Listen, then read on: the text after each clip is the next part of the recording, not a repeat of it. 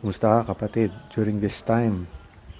I pray that you may experience God's joy and His love during this quarantine season and this Holy Week time.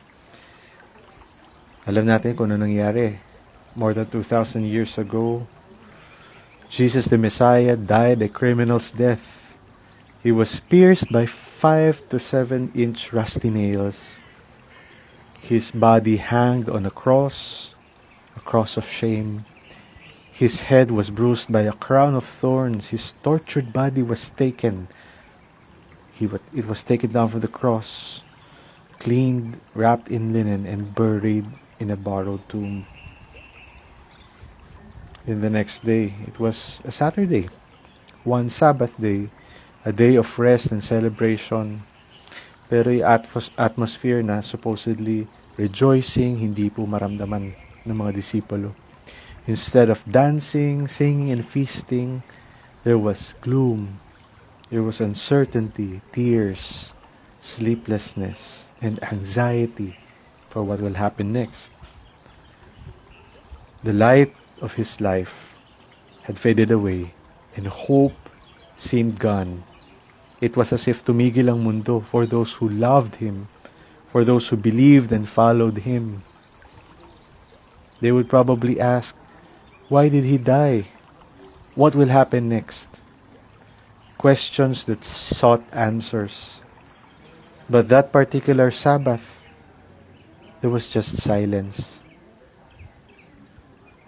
What do you do when God is silent?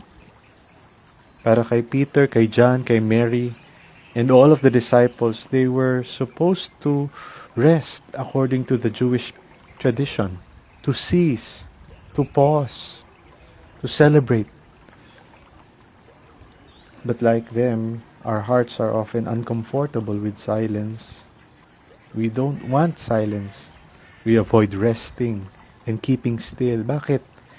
Kasi we want to work, we want to be busy, to be distracted from anxiety, to find our significance in what we can do, to look for another angle in the situation. We want to see the light as soon as possible. But that is exactly what the silence wants to interrupt. The silence of God brings us to a place of dependence, remembrance, and faith in Him and in His words. Di ba siya yung nagsabi, He would rise up on the third day? Di ba siya yung nagsabi, He is the resurrection and the life? Hindi rin ba siya yung nagsabi, whoever believes in me shall never perish but have eternal life?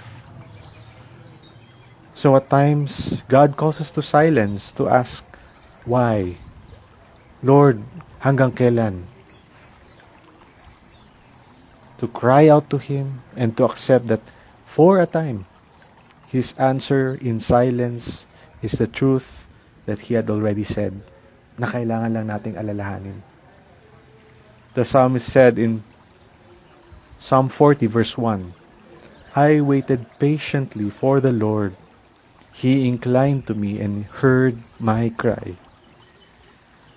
So we wait in silence, just like when we wait for a mother laboring before giving birth, or a butterfly that is slowly being transformed inside a cocoon. And we realize that waiting is not an end in itself, because God is actually chipping the rough edges in our lives, breaking us from within, so that He can mold us and make us whole once again. We silently wait in hope, like a seed that needs to dry up and die. It is planted on the ground, and for a time, we don't see kung ano nangyayari, pero sa ilalim po nun, God is moving silently. God is working behind the scenes in the realm of what we do not know. God is preparing for something that will come out and will surprise those who continue to wait upon Him. Try to reflect during these moments. Ikaw ba nakakaramdam ka ng restlessness sa puso mo? Are you restless inside?